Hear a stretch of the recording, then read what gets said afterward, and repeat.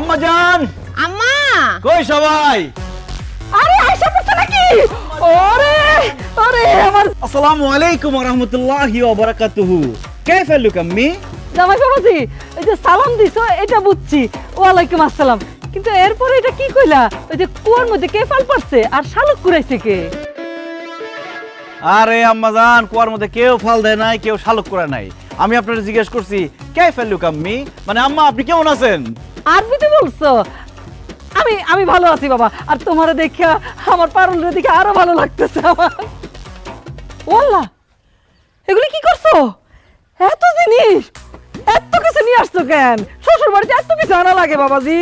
আম্মা আমি তারে কতবার কইরা বলছি আম্মা একটু পান খায় আর একটু মিষ্টি জিনিস খায়, পান সুপারি আর মিষ্টি নিয়ে যাও না, সে বাজার পুরাটাই ব্যানের মধ্যে তুইলা নিয়ে পড়ছে। আনুম না কেন কোন আম্মা? আমি সৌদির বাদশা মোহাম্মদ বিন সালমানের কোম্পানিতে চাকরি করি। সৌদির রাজা বাদশার সাথে আমার উঠা বসা। আমি শ্বশুর বাড়িতে কম জিনিসপত্র নিয়ে আসতে পারি কোন আম্মা? না না না, একদম না। আমার জামাই বাবাজি সৌদির বাদশার সাথে থাকতে থাকতে মনটা কত বড় হয়েছে, আর চেহারা ছবিটা দেখি একেবারে বাদশার মতন হুবহু মিল পাইতেছি। ধন্যবাদ আম্মা। আমি বিদেশ থাকতে আপনি কইছিলেন না আপনার একটা স্বর্ণের চেনের খুব শখ। শখ করলে কি আর হয়? সব শখ কি আর পূরণ হয় বাবা? আমার শখটা পূরণ করে দাও। হ আম্মা, এই যে তোমার জামাই সৌদিতে 22 ক্যারেটের স্বর্ণের চেইন লয়ে আইছে তোমার লেখা। এই চেন আমার লেগে আনছে? আরে শুধু চেইন না, সাবান, শ্যাম্পু, চুনো, পাউডার, জায়নামাজ, তসবি, এমনকি 2টা সেন্টও তোমার লেগে নিয়ে আইছে। চলেন কলমের কথাটা বলে দিতে পারলি না? আচ্ছা থাক থাক থাক, লাগবো না, কত কিছু আনছে। আমার জামাই বাবাজির মন একেবারে সৌদির বাদশার মতন অনেক বড়। ধন্যবাদ ধন্যবাদ আম্মা, আপনি সুন্দরভাবে দেখছেন তাই সুন্দর লাগছে। ইয়াল্লাহ হুমান ওয়াল ফিল। কি কোন দুলা ভাই আপনি এগুলা? আমি কইলাম হাতির বাচ্চা তুই কে? আরে তুমি ওটা চিন্তাছো না, আমার ছোট ভাই মন্টু, তোমার শালা। কি মন্টু? তোমার যখন দেশে রেখে গেছি তখন কি চিকনা পাতলা ছিলা, তুমি এরকম স্বামী হয়ে গেছো কিভাবে? মোটা হয়ে গেছো কিভাবে? আরে দুলা ভাই আর কইন না, সারাদিন বাসায় খাই আর ঘুমাই, খাইতে আর ঘুমাইতে ঘুমাইতে মোটা হয়ে গেছি। দুলা ভাই আমার লেগে সৌদি থেকে আপনি কি আনছেন? আমার মোবাইলটা না নষ্ট হয়ে গেছে, আপনি কি আমার লেগে একটা মোবাইল আনছেন? আরে তোমার যে একটা মোবাইল লাগবে সেটা আমার জানাইবে না তুমি? আমি তো আমার বোনের লেগে একটা টাচ মোবাইল নিয়ে আসছি, আমার সময় একটা নিয়ে আসতে পারতাম না? ইমো তো জানাই দিবা না তুমি? আপনার এই মধ্যে ফোন দিই না ডরে, আপনার ফোন দিলে তো আপনার ফোন কাটেন না, খালি কথা কইতেই থাকেন কইতেই থাকেন। কি আর করুম রে ভাই, দেশ থেকে কেউ ফোন দিলে ফোন আর রাখতে ইচ্ছা করে না। আচ্ছা ঠিক আছে, এবার যখন বিদেশ যাবো তোমার লেগে একটা টাচ মোবাইল নিয়ে শুনবে। না না দুলা ভাই, আমার টাচ মোবাইল লাগবে না, আপনি না আমার একটা হুন্ডা কিনা দেন, আমার হুন্ডার খুব শখ। আরে হোন্ডা তো কিনছি। কোন কি দুলা ভাই, এটা আমার লেগে কিনছেন? এটা আমার লিগে কিনছি, আমি চালামু, কিন্তু আমি সৌদি যাওয়ার আগে তোমার এটা দিয়ে যাবো নি। থ্যাংক ইউ দুলা ভাই, থ্যাংক ইউ। আচ্ছা জামাই চলো ঘরের ভিতরে চলো, আজকে তোমার পছন্দ মতো সব রান্না আমি নিজের হাতে করবো। চলেন। আচ্ছা ঠিক আছে, যাও সাবধানে। আরে ছোট বোনের সাথে চাবিটা দাও। পারবো পারবো, এই ঘর ঢোকো সব।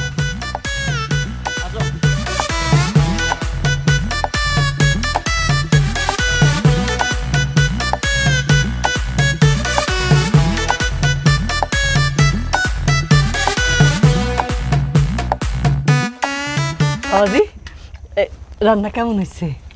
হয়েছে মোটামুটি আম্মা, খুব একটা ভালো না। কি কইলেন আপনি? আম্মা এত কষ্ট করে রান্না করছে সারাদিন লাগায়, আপনি কইতেছেন খান ভালো হয় নাই। রাগারাগি করতেছিস কেন? আরে জামাই বাবাজি কি দেশে থাকে নাকি? হ্যাঁ, ওই যে বিদেশে বাচ্চার সাথে বসে বসে খায় না, কত মজার মজার খাওন। আচ্ছা জামাই বাবাজি, আমি একটা প্রশ্ন করি। করেন আম্মা। এই যে তোমরা বিদেশে যে এই খানা দানা খাও, এই খাওন দাওনগুলি কেমন? কি আর কম আম্মা, বিছানার মতো একটা প্লেট, এই প্লেটের মধ্যে পোলাও, ডিম, আস্ত মুরগি, আস্ত খাসি সব একসাথে থাকে। আমরা 10-15 জন একসাথে খাই। কি কও, আস্ত খাসি আস্ত মুরগি খাও, তোমার ঘিন লাগে না? কি কয় আম্মা, আস্ত মুরগি কি কাঁচা থাকে? রান্না করে আস্ত মুরগি, রান্না করে আস্ত খাসি খাই, কি লাগবো কেন? তাছাড়া সৌদিতে আমরা আস্ত খাসি, আস্ত দুম্বা পুরো খাই ফেলাই। আস্ত খাসি আস্ত দুম্বা বলে পুরে খাই, এটি খাই কেমনে? আরে আস্ত খাসি বা দুম্বারে প্রথমে আল্লাহর নামে জবাই করি, এরপরে চামড়া চিলি, তারপরে ঝোলাই দেই, নিচে দিয়ে কয়লা দিয়ে আগুন দেই, আস্তে আস্তে সিদ্ধ হয়, পরে চাকু দিয়ে কেটে কেটে কেটে কেটে খাই। এই কাঁচা কাঁচা মাংস খান, ওরে ওরে বারবিকিউ কয়, খাইলে বুঝতা কি টেস্ট। ভালো লাগতো না। দুলাভাই কি কন আপনার আস্ত খাসির কথা হই না তো আমার আপনার লোকে বিদেশ যেতে মন চাইতেছে, আপনি আমার বিদেশ লয়ে যান না দুলাভাই। কি কর তুমি বিদেশ যাইবা? জামাই বাবাজি একটু একটু সাদা ভাত দেই। না মা নিয়ে নেবো নি। ও মন্টু যেটা কইলো এটা কিন্তু তোমার কাছে আমার একটা অনুরোধ আছে বাবা। আসলে হয়েছে কি, মন্টুটার তো পড়ালেখার মাথা নাই, আর বেকার মানুষ তো বাড়ির মধ্যে ঘুরে ফিরে আর খায়, বেকার থাকলে যাওয়া হয়, মন মেজাজ ভালো থাকে না, এই জন্যই তো শরীরটা যত্ন করতে পারে না। আর ওর নেই দেশে কিচ্ছু হইবে না, তুমি ওরে বিদেশ নিয়ে যাও জামাই বাবাজি।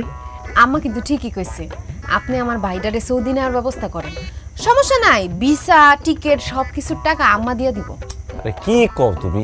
আমার একমাত্র শালা বিদেশ যাইবো, এর লেগে আমি ভিসা টিকিটের টাকা নিমু? কোনো সমস্যা নেই আম্মা, আমি ওরে সৌদি নিয়ে যাবো, সৌদি থেকে ওর লেগে ভিসা টিকিটের ব্যবস্থা করে দিব, ওই কাজ কইরা তারপরে আমার টাকা শোধ করবো। বাবাজি তোমার যে কি বলে ধন্যবাদ দিব, তুমি আমার একেবারে চিন্তা মুক্ত করলা। এ পারুল কিরে, বিয়া তো করতেই চাস নাই এই পোলারে, এখন দেখছস বিয়া করছস দেখে জামাই বাবাজি তোর বাইরে সৌদি নিয়ে যাইব। কি কইলেন আম্মা? পারুল আমার বিয়ে করতে চাই নাই কেন? আসলে হয়েছে কি, ওই আমার প্রবাসী ছেলে পছন্দ ছিল না। আমি চাইতাম বিয়ার পরে আমার জামাই সবসময় আমার আশেপাশে থাকবো। বাবাজি তুমি কি মনে কষ্ট পাইলা? না আম্মা, কষ্ট পাওয়ার কিছু নাই, এটাই আসলে বাস্তব। প্রবাসীকে টাকায় সবাই খাইতে পারে, ঘুরতে পারে, মজা করতে পারে, কিন্তু প্রবাসীকে কেউ বিয়ে করতে চায় না। দুলাভাই আপনি মন খারাপ করেন না, আপা আগে প্রবাসী পোলা পছন্দ করতো না, আপনার বিয়ে করার পর থেকে প্রবাসী পছন্দ করে, তাই না আপা? এই আম্মা দুলাভাইয়ের গরু মাংস দাও, গরু মাংস দাও। জামাই বাবাজি একটু দেই। না না আম্মা, থাক, দরকার নেই।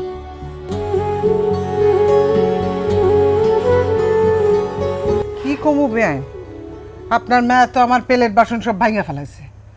ওরে কি খাওয়ান দাওয়ান কিছু দেন নাই? শরীরে তো হারামও বল নাই।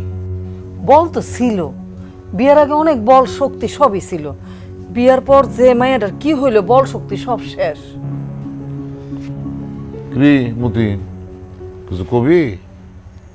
আব্বা আমি একটা সিদ্ধান্ত নিচ্ছি, ওই কথাটা জানাইতে চাই। জানা কি সিদ্ধান্ত নিছিস? আমি আর বিদেশ যাবো না আব্বা, আমি সৌদি যাবো না, আমি দেশেই থাকুম। এই তুই কি পাগল হয়ে গেছিস? কি কথা বলি, বিদেশ যাবি না কেন? ডাক্তার আপা কি করলো শোনো নাই আব্বা, আমার সন্তান হইব, আমার খুব ইচ্ছা আমার সন্তান হওয়ার সাথে সাথে তারে আমি কোলে নিব, তারে আদর করুম, তার সাথে হাসমু খেলমু, কিন্তু আমি বিদেশ চলে গেলে আমি তো সেটা পারুম না আব্বা, তাই আমার বিদেশ যেতে মন চাইতেছে না। মন না চাইলেও তোর বিদেশ যাইতে হইব। আরে তুই বুঝতেছিস না কেন?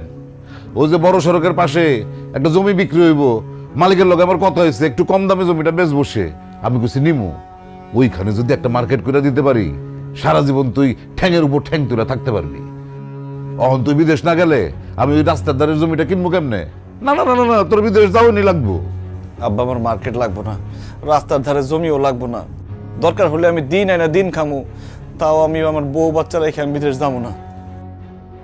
ও মা, তুমি আব্বার একটু বোঝাও না, আমি বিদেশ যাবো না মা। আর আমি আব্বারে কি বোঝাবো? আর তুই এরকম বাচ্চা পোলাপানের মতো কথা কইতেছিস কেন? তুই বিদেশে না গেলে এই সংসারটা কিভাবে চলবো একবার ভাবছস? তো ছোট করে বিয়া দিতে হইব না? বিয়ার বয়স পার হয়ে যাইতেছে, তুই বিদেশে যাবি, টাকা পাঠাবি, সেই টাকা দিয়ে না বিয়া দিব? হ্যাঁ? আর তাছাড়া তুই বিদেশে থাকলে আমি পাক্তপক্ষরে কইতে পারবো যে ছেলে বিদেশে থাকে, একটা ভালো পরিবারে বিয়ে দিতে পারবো, তাই না বেন সাহেব? আর তুই যদি দেশে থাকস তাহলে একটা ভালো পরিবারে তোর বোনের বিয়ে হইব?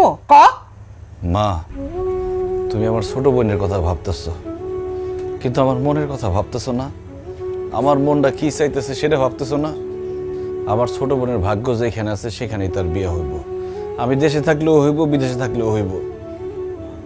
মা, পারুল রে এই অবস্থায় রাইখে আমি বিদেশ যেতে পারব না মা। না না না না জামাই, বিদেশে তো তোমার যাইতেই হইব।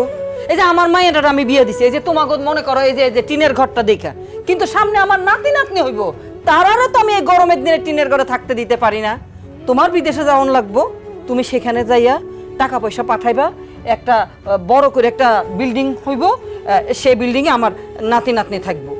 আর তুমি যদি বিদেশে নাই যাও, তোমাকে এই সংসার তো শেষরাইয়া চলবো। এই শেষরাইনা সংসারের মধ্যে আমি আমার পারুল রে, মানে আমার মায়ের তো আমি ধুইকা মরতে দিতে পারবো না রে বাবা। তাই তোমার বিদেশে যাইতেই হইব, বিদেশ থেকে টাকা কামাই করে এই দেশে আনতে হইব, বিল্ডিং করতে হইব, ওখানে আমার নাতি নাতনি থাকবো। আম্মা, আপনারা সবাই শুধু আপনি নিজেকে চিন্তাই করতেছেন, কিন্তু আমার বাচ্চাটারে জড়ায় ধরে ঘুমানোর শখ, আমার বাচ্চারে কোলে করে নিয়ে ঘোরার শখ, আমার বাচ্চাটা আমার চোখের সামনে বড় হইব ওটা দেখার শখ, এই কথাটা কেউ ভাবতেছেন না। আরে বাবা রে, মানুষের সব শখ সব সময় পূরণ হয় না।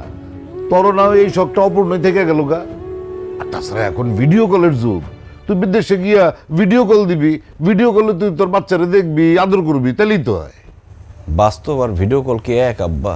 এত কথা কইস না তো মতিন, আমার মেজাজটা কিন্তু খারাপ হয়ে যেতেছে গা। তুই অবশ্যই বিদেশ যাবি, এইটাই আমার ফাইনাল কথা। আর একটা কথা মনে রাখিস, তুই যদি বিদেশ না যাস, তাহলে এই বাড়ি জায়গা জমি সহায় সম্পত্তি সব বেচা আমি আর তোর মা যেদিকে দুই চোখ চাই যাবো।